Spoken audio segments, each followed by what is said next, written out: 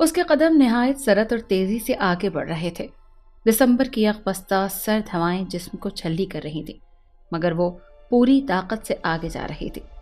وہ سرد رات تھی جس میں اس نے اپنے گھر کو چھوڑ دیا تھا۔ اس کا باپ اول نمبر کا بدخصلت شخص تھا۔ وہ اسے بیچنا چاہتا تھا، مگر اس سے پہلے ہی اس نے گھر سے بھاگ جانے میں ہی عافیت سمجھی۔ اس کی منزل نامعلوم تھی، مگر وہ اپنے خدا سے مطمئن تھی۔ تبھی اس کا چہرہ پرسکون تھا۔ رات کا خوفناک اندھیرا، رگوں میں خون منجمد کر دینے والی ٹھنڈ اس کی رفتار میں کمی پیدا کر رہی تھی۔ اس کا معصوم دل زور زور سے دھڑک رہا تھا۔ اس نے اپنے چہرے اور جسم کو ایک شال سے ڈھانپ رکھا تھا۔ جو ہی وہ شہر جانے والی سڑک پر پہنچی، اسے ایک گاڑی کی ہیڈ لائٹس دکھائی دی تو اس کا دل زور سے دھڑکنے لگا، مگر اس نے اپنے آپ پر قابو پایا اور حالات سے نبردآزما ہونے کا فیصلہ کر لیا۔ وہ سڑک کے عین درمیان کھڑی ہو گئی۔ وہ اس وقت اس ماحول میں نہایت پراسرار لگ رہی تھی۔ اس نے اپنے چہرے سے چادر ہٹا لی۔ گاڑی ایک خوفناک اور ڈرونی آواز کے ساتھ اس کے قریب آ کر رکی۔ اس نے دیکھا وائٹ رنگ کی کار میں ایک نوجوان بیٹھا حیرت اور خوف سے اسے دیکھ رہا تھا۔ نوجوان بھی مضبوط دل گردے والا لگتا تھا۔ وہ کار کا دروازہ کھول کر باہر نکلا اور آواز دی، کون ہو تم؟ لڑکی نے چند قدم آگے بڑھائے تو نوجوان نے جیب سے پستول نکال لیا۔ رک جاؤ، بتاؤ کون ہو تم، اور رات کے اس وقت یہاں کیا کر رہی ہو؟ لڑکی چند قدم اور آگے بڑھی اور بولی، مجھ سے ڈرنے کی کوئی ضرورت نہیں، میں بہت بڑی مصیبت میں پھنس گئی ہوں، پلیز مجھے یہاں سے لے چلو، میں تمہیں سب کچھ بتا دوں گی۔ اور اگر تم کوئی جن بھوت ہوئی تو؟ نہیں، خدا کی قسم میں کوئی جن بھوت نہیں ہوں اور ایک عام انسانی لڑکی ہوں، مصیبت زدہ ہوں، باپ کے قہر سے بچنے کے لیے گھر چھوڑ کر بھاگ آئی ہوں۔ وہ نوجوان حیرت سے اسے دیکھ رہا تھا۔ لڑکی کار کا دروازہ کھول کر اندر بیٹھ گئی۔ کار میں جلتے ہوئے بلب کی روشنی میں نوجوان نے لڑکی کے چہرے کو دیکھا۔ وہ بلا کی حسین اور دل فریب دوشیزہ تھی۔ ایک لمحے کو تو وہ بھول ہی گیا کہ وہ کس مصیبت میں الجھ گیا ہے۔ اس نے کچھ سوچا اور پھر ڈرائیونگ سیٹ پر بیٹھ گیا اور کار آگے بڑھا دی۔ اس وقت رات کے 10:03 ہو رہے تھے۔ میں کمرے میں رائٹنگ ٹیبل پر بیٹھا اپنی نئی کہانی کا جال بن رہا تھا۔ کھڑکی سے چاند کی روشنی چھن چھن کرتی اندر آ رہی تھی۔ کمرے میں 0 واٹ کا بلب روشن تھا۔ اچانک بیرونی دروازے پر زوردار دستک ہوئی۔ میں چونک اٹھا، وال کلاک پر نظر ڈالی تو 10:06 ہو رہے تھے۔ اس وقت کون ہو سکتا ہے؟ یہ سوچتے ہوئے میں دروازے کی طرف بڑھا۔ دروازہ کھولا تو سامنے پولیس کے چند اہلکار کھڑے دکھائی دیے۔ خیریت؟ میں نے ارد گرد نظر دوڑاتے ہوئے پوچھا۔ انسپکٹر صفدر بولا، جناب آپ کو ہمارے ساتھ پولیس اسٹیشن چلنا ہوگا۔ مگر کیوں؟ میری حیرت بجا تھی۔ میں نے مزید سوال کیا، کیا آپ کے پاس میری گرفتاری کے وارنٹ ہیں؟ نہیں، انسپکٹر نے کہا، مگر ایک بہت بڑا مسئلہ آن پڑا ہے جس میں آپ بھی ملوث نظر آتے ہیں۔ آپ ایک معروف مصنف ہیں، آپ کی اپنی ساکھ ہے، ہم نہیں چاہتے کہ آپ کی ساکھ ہماری وجہ سے خراب ہو، اسی لیے آپ پولیس اسٹیشن چلیں، وہاں تفصیلی بات ہوگی۔ میں نے کچھ دیر سوچا اور پھر پولیس کے ساتھ چلنے کی حامی بھر لی۔ کمرے کو تالا لگایا اور پولیس کی گاڑی میں بیٹھ گیا۔ تھانہ 10-15 منٹ کی مسافت پر تھا۔ اس دوران ہمارے درمیان خاموشی رہی۔ میں سوچتا رہا کہ آخر پولیس کو میری کیا ضرورت پڑ گئی ہے؟ کہیں میں کسی مصیبت میں تو نہیں پھنس گیا؟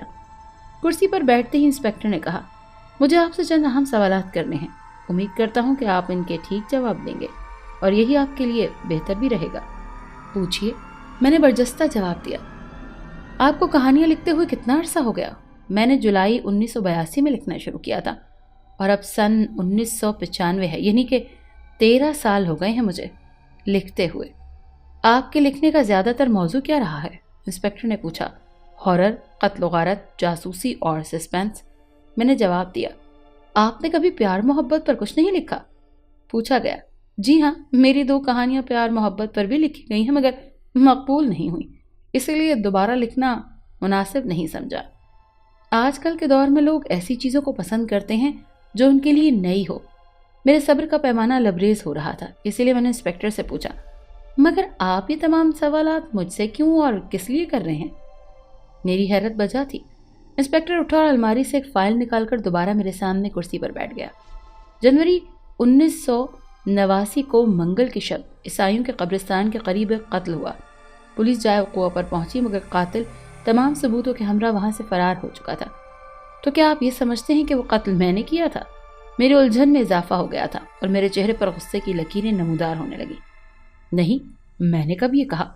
آگے سنیے، ساری صورتحال آپ کو سمجھ میں آ جائے گی۔ جب پولیس وہاں پہنچی تو اس نے دیکھا کہ 45 سالہ بوڑھا ایک درخت کے ساتھ الٹا لٹک رہا تھا۔ اس کا سر کندھوں کے قریب سے کٹا ہوا تھا، جس سے خون گر کر زمین میں جذب ہو رہا تھا۔ اوہ خدایا، کس قدر خوفناک منظر تھا۔ اس آدمی کے ہاتھ نیچے جھول رہے تھے۔ جب ہم لوگ قریب پہنچے تو اس کے جسم سے ایک کوا نکل کر کائیں کائیں کرتا ہوا اڑ گیا۔ ہم دہشت زدہ رہ گئے۔ اس کی گردن کسی نہایت تیز دھار آلے سے کاٹی گئی تھی۔ چونکہ یہ قتل ایک قبرستان میں ہوا تھا اور جن بھوتوں کی طرف خیال کیا جاتا تھا، مگر ہمیں ایک ایسی چیز ملی جس سے یہ ظاہر ہو گیا تھا کہ قاتل کوئی انسان ہے۔ اس آدمی کے جسم پر ناخنوں کے نشان تھے، جو بعد میں پوسٹ مارٹم سے ثابت ہو گیا کہ یہ ناخن کسی انسان کے ہیں۔ آپ کو کچھ یاد آیا؟ مسٹر ڈی ایم، انسپکٹر نے میری آنکھوں میں جھانکتے ہوئے کہا۔ اوہ خدایا، میرے منہ سے بے ساختہ نکلا، یہ تو میری ایک کہانی ہے۔ تیسرا قتل کا پلاٹ تھا اور وہ قتل ہونے والا ایک سرکس کا مالک تھا۔ میں نے جواب دیا، کیا واقعی؟ اب کی بار حیران ہونے کی باری انسپکٹر کی تھی۔ وہ قتل ہونے والا بوڑھا بھی ایک سرکس کا مالک تھا۔ یہ سن کر مجھے کمرے کی چھت گھومتی ہوئی محسوس ہوئی۔ یہ کیسے ہو سکتا ہے کہ ایک فرضی من گھڑت کہانی جو محض لوگوں کی تفریح کے لیے لکھی گئی ہو، اس کا پلاٹ حقیقت بن جائے؟ بھلا یہ کیسے ممکن ہے؟ میں نے سوچا۔ جمیلہ گاؤں ہری پور کی رہنے والی تھی۔ اس کا باپ اول نمبر کا بد خصلت شخص تھا۔ جمیلہ کی ماں اس وقت صدمے سے پاگل ہو گئی جب اس کے شوہر نے جمیلہ کی بڑی بہن کا نکاح اس شخص سے کروا دیا جو کرایہ کا قاتل تھا۔ جمیلہ کی بہن انیلا کی تو زندگی برباد ہو گئی۔ ظلم جب حد سے بڑھنے لگا تو اس نے گھر چھوڑنے کا فیصلہ کر لیا۔ فرحان جو ایک پرائیویٹ فرم میں بطور پروگرامر کام کرتا تھا، اس نے جمیلہ کی باتوں پر یقین کر لیا۔ وہ اپنے ماں باپ کا اکلوتا لڑکا تھا۔ فرحان نے جمیلہ کو پہلے ہی نظر میں پسند کر لیا۔ جمیلہ کے تو بھاگ کھل گئے۔ اسے اپنا مستقبل چاند کی طرح چمکتا ہوا دکھائی دیا اور یوں ان دونوں نے شادی کر لی۔ یہ مئی 1995 کی ایک تاریک رات تھی جب فرحان اور جمیلہ ڈنر کر کے گھر لوٹ رہے تھے۔ سڑک سنسان تھی، ٹھنڈی ہوا تیزی سے چل رہی تھی۔ ایک دم گاڑی کی ہیڈ لائٹس بند ہوئیں، گاڑی کو بریک لگی۔ یا اللہ خیر! جمیلہ کے منہ سے بے ساختہ نکلا۔ فرحان بھی گڑبڑا گیا۔ اچانک کسی کے کراہنے کی آواز سنائی دی، ایسے جیسے کوئی درد سے کرا رہا ہو۔ یہ کیسی آواز ہے؟ جمیلہ نے کہا۔ فرحان نے کہا، میں دیکھتا ہوں، اور اس کے ساتھ ہی وہ گاڑی سے اترا۔ سامنے ہی گاڑی کے آگے ایک شخص خون میں لت پت اوندھے منہ پڑا تھا۔ شاید اس کا نرخرا کٹ گیا تھا جس سے خر خر کی آواز نکل رہی تھی۔ فرحان حیرت اور خوف سے سامنے پڑے ہوئے شخص کو دیکھ رہا تھا۔ او مائی گاڈ! اس نے اپنا ماتھا پیٹ لیا۔ جمیلہ صورتحال سمجھ گئی، نیچے اتری اور سامنے نظر پڑتے ہی خوف سے اس کی آنکھیں پھٹی کی پھٹی رہ گئیں۔ وہ شخص بے سدھ پڑا تھا، شاید اس کی موت واقع ہو چکی تھی۔ انسپکٹر صفدر نے ایک اور فائل نکالی۔ یہ بھی ایک قتل کی فائل ہے جو 27 اگست کی رات 11:05 پر گلوریا بلڈنگ کی چوتھی منزل کے کمرہ نمبر 14 میں ہوا۔ اسے نہایت عجیب و غریب اور وحشیانہ انداز میں قتل کیا گیا۔ قتل ہونے والا ایک بینک کا مینیجر تھا۔ اس کے کان کٹے ہوئے تھے، زبان کاٹ کر اس کی جگہ ایک لوہے کا سکہ پھنسا دیا گیا تھا جس میں یہ الفاظ ثبت تھے کہ سرخ موت۔ مقتول کی آنکھیں خوف سے ابلی ہوئی تھیں، جس سے یہ ظاہر ہوتا تھا کہ اس کے کان اور زبان اسے مارنے سے پہلے کاٹ دیے گئے تھے۔ قاتل ایک درندہ صفت اور سفاک شخص تھا۔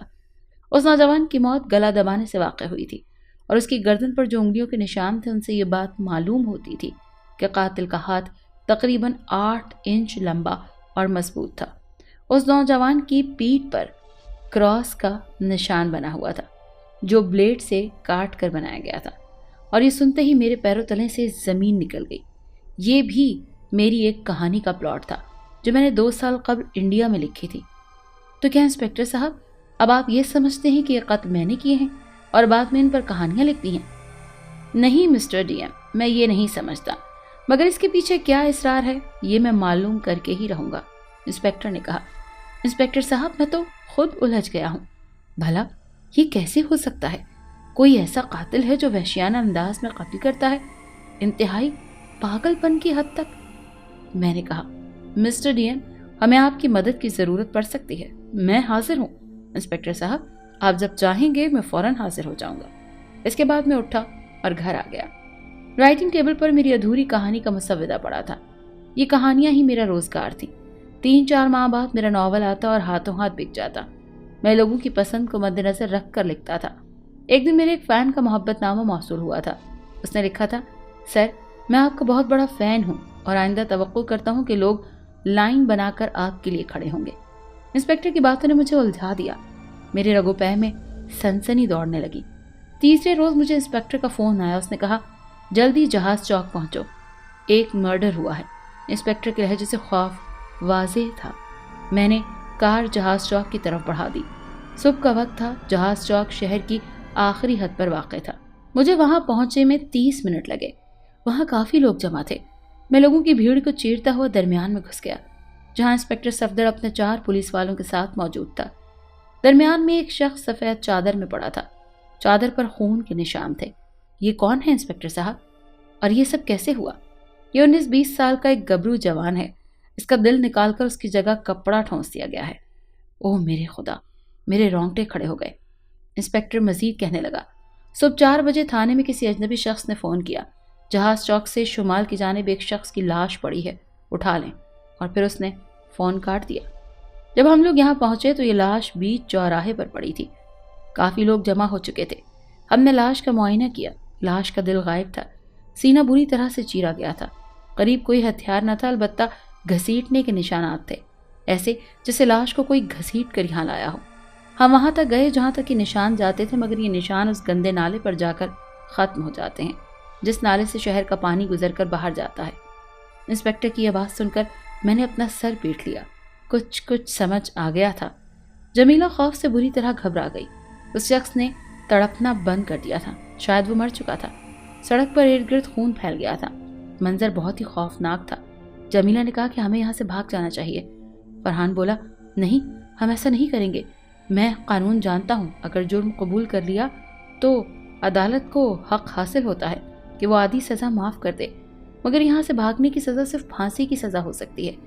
ہم نے اسے جان بوجھ کر نہیں مارا، ہمیں پولیس کو رپورٹ کرنا چاہیے۔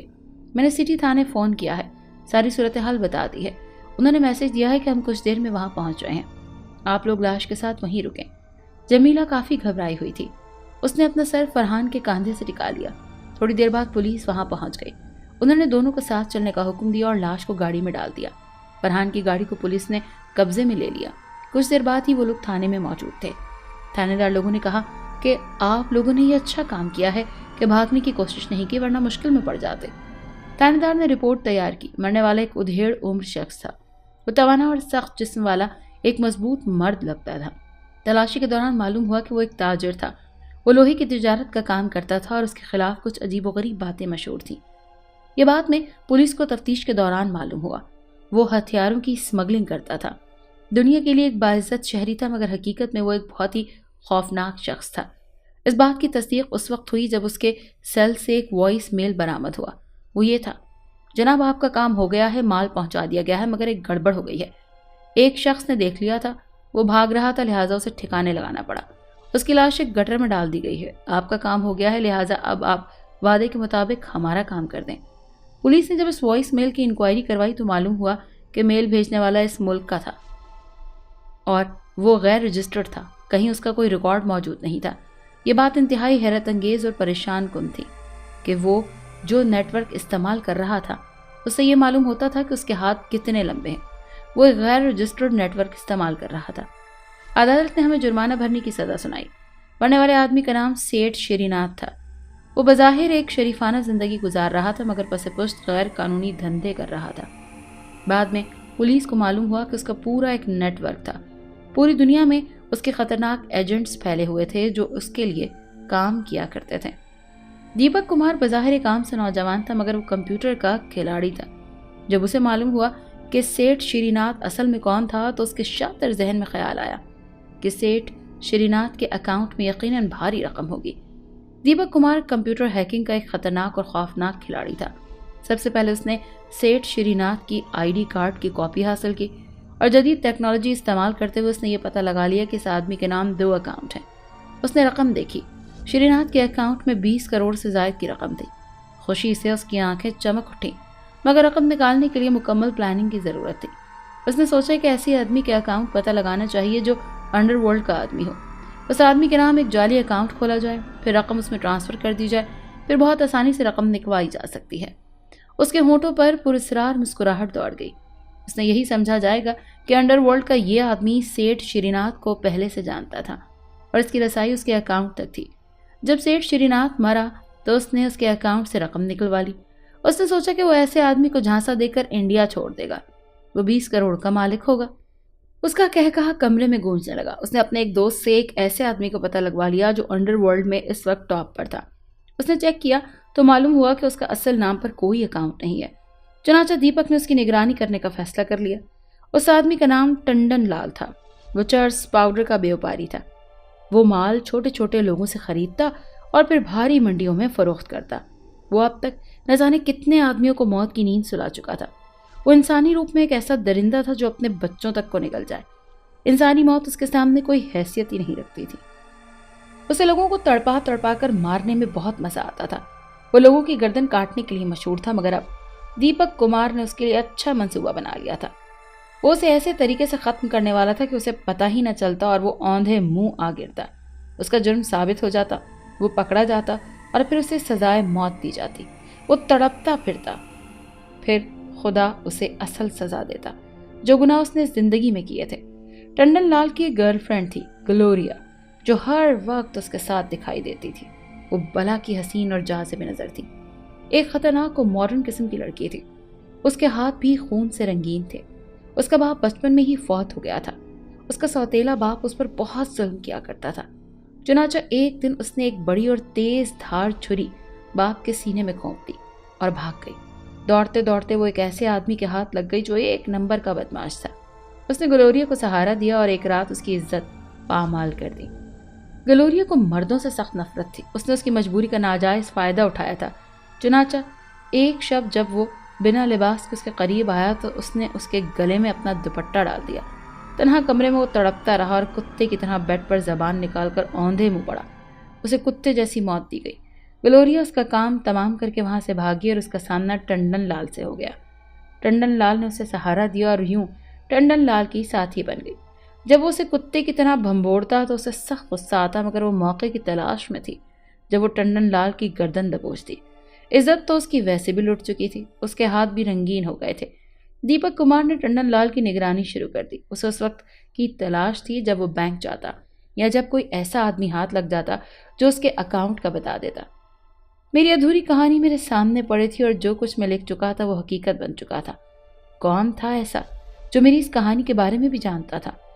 پہلے تو ایسا لگتا تھا کہ میرا کوئی پاگل فین ہے جو قتل کرتا ہے، مگر اندازہ میری کہانیوں سے لگاتا ہے۔ واقعی جتنا ناقابل یقین تھا اتنا ہی خوفناک بھی تھا۔ یہ میں بری طرح سے پھنس گیا تھا۔ میں بدروحوں پر یقین رکھتا تھا، مگر نہیں، یہ بدروحوں کا کام نہیں ہے۔ میرا کوئی دشمن ہے جو مجھے پھنسانا چاہتا ہے۔ میں نے ایک نئی کہانی لکھنے کا فیصلہ کر لیا، قلم اٹھایا اور تحریر کرنے لگا۔ میں نے موت کے منہ میں قدم رکھنے کا فیصلہ کر لیا۔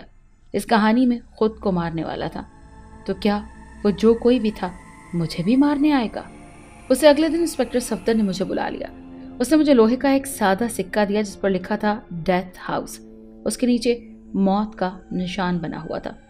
انسپکٹر نے کہا کہ یہ سکہ اس نوجوان کے منہ میں پھنسا ہوا تھا۔ اس کے ذریعے شاید وہ ہمیں کچھ بتانا چاہتا تھا۔ ہمیں پتہ لگانا ہوگا کہ یہ ڈیتھ ہاؤس کہاں پر ہے اور ڈیتھ ہاؤس سے کیا تعلق ہے۔ میرے اندر بھی اب سسپینس پیدا ہو گیا تھا۔ سکے کی دوسری طرف ایک عجیب و غریب زبان میں کچھ تحریر تھا۔ چنانچہ ہم نے ایک ایسے آدمی سے ملنے کا فیصلہ کر لیا جو بہت ساری زبانیں جانتا تھا۔ اس سے اگلے روز ہم ایک آدمی کے سامنے موجود تھے۔ وہ کافی دیر تک تحریر پڑھنے کی کوشش کرتا رہا۔ بالآخر وہ کامیاب ہو گیا۔ وہ کہنے لگا کہ یہ قدیم فرانسیسی زبان ہے اور یہ سکہ آج سے 2 صدی پہلے بنایا گیا تھا۔ یہ سکہ اس آدمی کے گلے میں ڈالا جاتا تھا جسے سزائے موت دی جاتی تھی۔ جو کوئی کسی جرم کا مرتکب ہوتا یا غداری کرتا، اس وقت اسے سرخ موت کا نام دیا جاتا۔ اس کی موت نہایت ڈراؤنے انداز میں دی ہوتی۔ 2 مضبوط فولادی دیواروں کے بیچ اسے پیس دیا جاتا اور اس جگہ کو ڈیتھ ہاؤس کہا جاتا تھا۔ اس نے مزید کہا کہ مزید حیرت انگیز بات یہ ہے کہ یہ ڈیتھ ہاؤس ابھی تک موجود ہے اور یہ سکہ جس کسی تک بھی پہنچے گا اسے خوفناک موت دی جائے گی۔ یہ اس کی نشانی ہے۔ اس کی باتیں انتہائی خوفناک تھیں۔ میں اسے جہنم واصل کر دوں گا۔ میں غصے سے بھڑک اٹھا۔ انسپکٹر نے میرے کاندھے پر ہاتھ رکھا اور اس آدمی سے مزید پوچھا، کیا یہ نہیں لکھا کہ یہ ڈیتھ ہاؤس کہاں ہے؟ اس نے مزید پڑھنے کی کوشش کی اور بولا، لکھا ہے فرانس میں شمال کی جانب ایک گھنا جنگل ہے. اس وقت بادشاہ نے یہ ڈیتھ ہاؤس اس جنگل کے بیچوں بیچ بنوایا تھا. اب تو یقین ہو گیا تھا کہ یہ کسی آتما یا بدروح کا کام ہے. انسپیکٹر نے کہا چلنے کی تیاری کرو، ہم کل روانہ ہو رہے ہیں. میں نے حامی بھر لی اور تیاری شروع کر دی. ٹنڈن لال نے گلوریا سے کہا تم یہیں کار میں رکو، میں بینک سے کچھ پیسے نکلوا کر آتا ہوں. دیپک کو اس موقع کی تلاش تھی.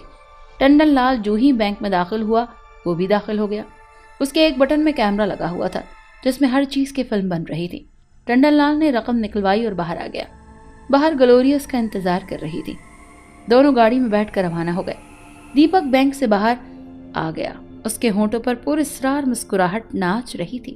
وہ بہت جلد ٹنڈن لال پر ایک کاری ضرب لگانے والا تھا. ہر ظالم پر ایک بڑا ظالم ضرور نازل ہوتا ہے. یہ قدرت کا قانون ہے. کوئی گناہ گار اس کے قہر سے بچ نہیں سکتا. دیپک گھر آیا اور اس نے کمپیوٹر کا رخ کیا. اس نے بٹن کے پیچھے سے چھوٹی سی مائکرو فلم نکالی اور اسے کمپیوٹر میں ایڈجسٹ کر دیا. تھوڑی ہی دیر کے بعد وہ کمپیوٹر کی اسکرین پر بینک کا سارا منظر دیکھ رہا تھا. اس نے دیکھا کہ خاتون کیشیئر ٹنڈن لال کا اکاؤنٹ نمبر انٹر کر رہی ہے. اس نے فلم کو روکا اور ٹنڈن کا اکاؤنٹ نمبر نکال لیا. وہ کمپیوٹر کا ایک ماہر ترین آدمی تھا اور کمپیوٹر ہیکنگ کا ایک خوفناک کھلاڑی بھی. تھوڑی ہی دیر بعد ٹنڈن لال کی ساری تفصیل اس کے سامنے موجود تھی. اس نے اکاؤنٹ اپنے بھائی کے نام پر کھلوا رکھا تھا، یعنی ونود شرما، اور ونود شرما کب کا مر چکا تھا. دیپک کا ذہن الجھ گیا. ونود شرما کے نام پر رقم نکلواتا تو یقیناً گڑبڑ ہو جاتی. وہ منزل کے قریب پہنچ کر بھٹک گیا، مگر وہ ہارنے والوں میں سے نہیں تھا. اس نے سوچا اور خوشی سے اچھل پڑا. اس کے ذہن میں ایک نئی تدبیر نے جنم لیا. ٹنڈن لال کا سارا ریکارڈ اس کے پاس موجود تھا. وہ ٹنڈن لال کے نام پر ایک اکاؤنٹ کھلوا سکتا تھا اور یہ کام اس نے چند گھنٹوں میں ہی کر لیا.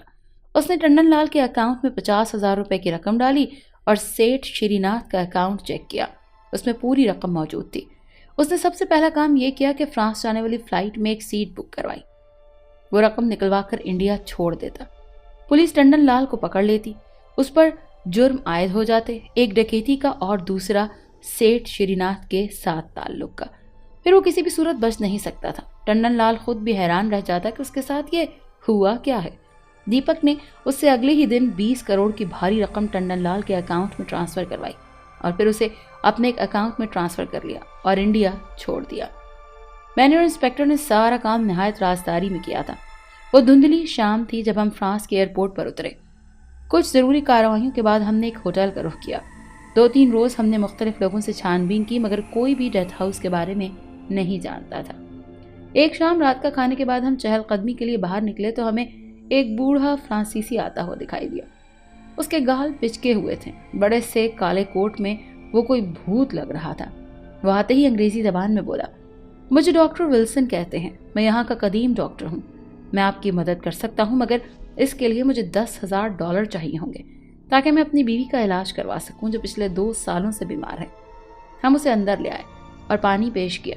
اس کا شکریہ ادا کیا اور کہنے لگے میں ڈیتھ ہاؤس کے بارے میں جانتا ہوں اور میں آپ لوگوں کو وہاں کا راستہ بھی بتا سکتا ہوں. وہ مزید کہنے لگا کہ آج سے 53 سال پہلے جب میری عمر 17 سال تھی میرے ڈیڈ لکڑی کا کام کرتے تھے. ہم جنگل سے لکڑی کاٹتے اور بیچتے تھے. جنگل میں ایک جگہ بہت نایاب قسم کی لکڑی پیدا ہوتی تھی. میرے ڈیڈ کو ایک فرنیچر کمپنی نے کہا کہ اگر تم ہمیں وہ لکڑی ڈھونڈ کر لا دو تو ہم تمہیں مالا مال کر دیں گے. پیسے کی ہرس ہر کسی کو ہوتی ہے اور یہی بعض اوقات اس کے لیے جان لیوا ثابت ہوتی ہے. میرے ڈیڈ کے ساتھ بھی ایسا ہی ہوا. وہ لکڑی ڈھونڈنے کے لیے اس جگہ چلے گئے جہاں خطرہ ہی خطرہ تھا. وہاں انہیں ایک بوڑھا ملا. اس نے کہا میں تمہیں اس لکڑی تک پہنچا سکتا ہوں. ڈیڈ اس کی باتوں میں آ گئے اور وہ بوڑھا انہیں ڈیتھ ہاؤس لے گیا. وہ ڈیتھ ہاؤس کا مالک تھا جہاں اس بوڑھے نے میرے ڈیڈ کو ایک ہولناک موت دی. اسے اگلے دن مجھے گھر سے ایک سکہ ملا. ڈاکٹر ولسن نے جیب سے ایک سکہ نکالا اور ہمیں دکھایا. سب کچھ اس کے اوپر لکھا تھا. ڈاکٹر ولسن کی باتوں نے ہمیں ورطۂ حیرت میں ڈال دیا. تحریر کے مطابق یہ سکہ جس کسی کے پاس بھی ہوگا اس کی موت ڈیتھ ہاؤس میں ہوگی. تو کیا ڈاکٹر ولسن بھی؟ عجیب کھیل کھیلا جا رہا تھا. کچھ سمجھ میں نہیں آ رہا تھا. ذہن الجھتا جا رہا تھا. موت ہمیں بلا رہی تھی اور ہم اس کی طرف بڑھتے چلے جا رہے تھے. ذہن معاف ہو چکے تھے. شاید ہمارے ساتھ کوئی شیطانی چکر چل پڑا تھا. نہ جانے آگے کیا ہونے والا تھا. اسی شام ہم تینوں ڈیتھ ہاؤس کی طرف روانہ ہو گئے. سیٹھ شری ناتھ کا اکاؤنٹ لٹنے کی خبر آگ کی طرح پھیلی اور بالآخر पुलिस ने टंडन लाल को गिरफ्तार कर लिया। वो चीख चीख कर कह रहा था कि मेरा कोई कसूर नहीं है, मगर अब कुछ नहीं हो सकता था। जुर्म साबित हो चुका था। वो अनगिनत लोगों का कातिल था। आखिर खुदा ने उसे सजा तो देनी थी और वो अब फांसी की सजा से बचकर कहीं नहीं जा सकता था। उसकी सारी बदमाशी धरी की धरी रह गई। उसके अपने उसके लिए अनजान बन गए और वो पिंजरे में फंस कर रह गया। उसकी सारी मक्कारियां काफूर हो गई और वो अपनी तरफ बढ़ने वाली मौत का इंतजार करने लगा। उधर दीपक कुमार फ्रांस पहुंच गया। वो अब एक भारी रकम का मालिक बन चुका था। उसने ऐसी चालाकी दिखाई थी कि वो खुद भी दंग रह गया था। वहां उसकी मुलाकात एक बूढ़े फ्रांसीसी डॉक्टर विल्सन से हुई। दीपक कुमार ने उस पर अपनी खूबी जाहिर की कि वो कंप्यूटर का माहिर है और नामुमकिन को मुमकिन बना सकता है। जब बदकिस्मती का दौर शुरू होता है तो सारी तदबीरें धरी की धरी रह जाती हैं। डॉक्टर विल्सन ने उसे एक मशरूब पेश किया जिससे वो अपनी होश खो बैठा और बेहोशी की हालत में चला गया। जब होश में आया तो खुद को एक अनजान जगह पर पाया।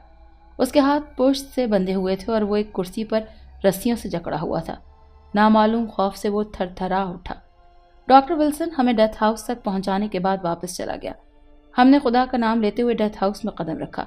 शायद मौत हमें अपनी तरफ बुला रही थी। हैरतअंगेज तौर पर हम बेहोश होते चले गए। जब होश आया तो खुद को कुर्सियों पर जकड़े हुए पाया। हमारे साथ एक और शख्स भी जकड़ा हुआ था। न जाने वो कौन था। दफातन हमें एक भारी आवाज सुनाई दी, डेथ हाउस में आप सबका स्वागत है। ये मेरी दुनिया है और यहाँ मेरा राज है। मेरे हुक्म के अलावा यहाँ कोई कुछ भी नहीं कर सकता, भगवान भी नहीं। उसकी आवाज़ में दहशत थी और सांप जैसी फुनकार। मेरे ख्याल में अब आप लोगों का सस्पेंस खत्म कर देना चाहिए। इसके बाद हमारे सामने एक बूढ़ा आया जिसे देखकर हमारी आंखें फटी की फटी रह गईं। वो और कोई नहीं बल्कि सेठ श्रीनाथ था और उस वक्त उसकी आंखें खून की तरह सुर्ख थी। ये सारा चक्कर मेरा चलाया हुआ था। आप तीनों अपने अपने कामों में माहिर तरीन हैं और मेरी बीमारी ये है कि मैं काबिल लोगों के लिए मौत की नवीद बनकर नाजिल होता हूँ। उसने मेरी तरफ इशारा किया। आपकी कहानियाँ वाकई हैरत अंगेज होती हैं और मैं आपका एक बहुत बड़ा फ़ैन भी हूँ और मैं शायद आप ही की वजह से आज इस मंजिल पर हूँ। इसके बाद डॉक्टर विल्सन कमरे में दाखिल हुआ और हम हैरान रह गए। हमारे साथ एक शैतानी खेल खेला गया था। वो बोला, जर्मनी में एक लड़का है, कमाल की खासियत है उसमें। वो आपकी तरह ऐसे ऐसे शाहकार लिखता है कि अक्ल दंग रह जाती है और मुझे लगता है कि अब मुझे उसका फ़ैन बन जाना चाहिए। इसके साथ ही वो कमरे से बाहर निकल गया और हमने एक नाकाबिले फरामोश मंजर देखा। कमरे की आहनी छत नीचे आ रही थी और फिर कुछ ही देर बाद वहाँ खून के सिवा कुछ न था। छत 3 इंसानों को निगल चुकी थी। सेठ श्रीनाथ जो ही गाड़ी में बैठा, लोहे का सीसा उसके दिल में उतरता चला गया। डॉक्टर विल्सन रिवॉल्वर हाथ में पकड़े उसके सामने बैठा था। बस अब और नहीं, मैंने अपने डैड का बदला ले लिया और इसीलिए मैंने तुम्हारे शैतानी खेलों का साथ दिया था। गॉड। अगर आपको ये कहानी अच्छी लगी है तो इस वीडियो को लाइक कीजिए और इस तरह की मजीद वीडियोस देखने के लिए हमारे चैनल को सब्सक्राइब कीजिए। और हाँ, अगर आपके किसी दोस्त, रिश्तेदार या बहन के साथ खुदा न करे ऐसा कोई वाकया पेश आया है तो हमें कमेंट सेक्शन में उसके बारे में ज़रूर बताइए।